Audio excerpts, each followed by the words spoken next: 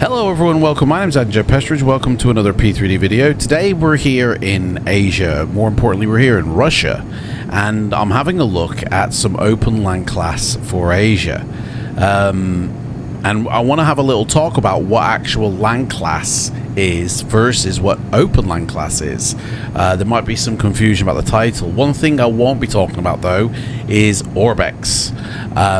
Famously, they're supposed to have been bringing out Open Landclass Asia for a number of years now. They've done, you know, famous North America, South America, Europe, and Africa, and all that. But we're still waiting on their Asia. Now, I do actually have got some Asia Landclass in right now that we're actually looking at. I'm not really too sure which bits it produces in this area, but over by the airport here is where it happens to be putting it in. And from this height, we are at 20,000 feet. It doesn't actually look too bad. It looks actually pretty decent. Also, I'm running Orbex Vector with Orbex Global, and so it's put in some beaches here, and I'm sure there's parks down here and there's other things, but from this height I can see the difference between what the Landclass is giving us, and it's put in a few more towns, a few more, you know, villages, roads, plenty of roads. But is it worth having? Well, if we actually head down closer to gosh, go 500 miles an hour here.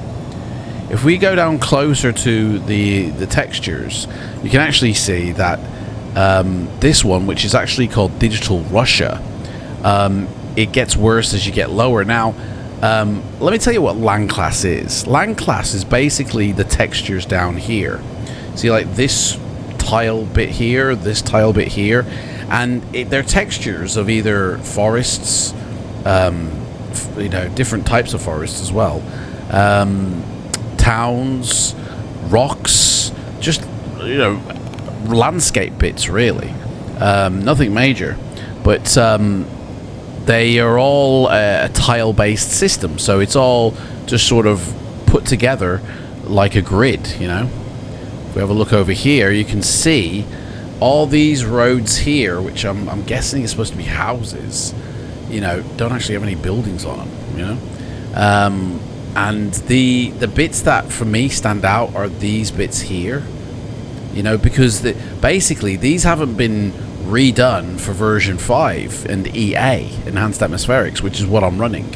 If I was to turn EA off, I'm sure these would blend in a lot better and look a lot better, but because I use EA and these probably haven't been optimized for EA, they stand out like a sore thumb, and they don't actually look that good, to be fair. You can see it here, you know, the difference between the grass. It could also be the fact that, you know, version 5 P3D has had its vector data, its Landclass kind of like almost redesigned and redeveloped, you know, in 5.2 and 5.3. So, you know, this Landclass system was probably made for FSX or an earlier prepared, and just isn't compatible currently, because look here, it just stands out and it looks pretty bad, you know. But that's what Landclass is. Landclass is a tile-based system of textures that, you know, are told to go somewhere by the sim, by the Open Landclass data. Okay, now, as I say, this is the Russian data. So what I'm going to do is I'm going to pause the sim here, and I'm gonna take off all this, and then we'll come right back here to this spot, and you can see the difference. Okay. So here we are back in the sim now, and I've removed the Landclass, and now to me it looks a little bit more better here, and you don't see them weird textures. It looks more natural to me, to be honest. And this is just default simulator. There's no Landclass being displayed here. It's just default simulator, and I think version 5 has a better Landclass system than what people have been able to produce a few years back, which kind of begs the question, you know, like, if Orbex have been working on OpenLC Asia for years, what kind of data are they pulling from? Because, you know, OpenLC is pure data, and it's the data that they'd be putting into the textures, into the sim. And then the textures we see, well, the textures we see are default sim, and then whatever they add as well. So let me just, so this is basically what Landclass is. Landclass is a series of textures defining what a field is, what a tree is, and what different types of fields there are as well, you know. And this is default, what we're looking at right now. This is all default. I mean, it looks okay. It could do with a few more trees perhaps around the edge here, but to be honest, I mean, this looks far better, and we are descending down, but this looks far better than the actual OpenLC product that was purchased from Sim Market, called Digital Russia. I mean, that one just didn't look like it belonged in this sim, to be fair. Whereas this one actually, you know, seems to be quite decent, like the default, you know. And I'm getting really low down now, like 5,000 feet, and it's still holding up, to be honest. It still looks pretty good even at 5,000 feet. So anyway, let me show you now what OpenLC is. If you go to the P3D website, you go to the Learning Center, and you go into the software, the SDK kit section of World and Terrain, the terrain overview.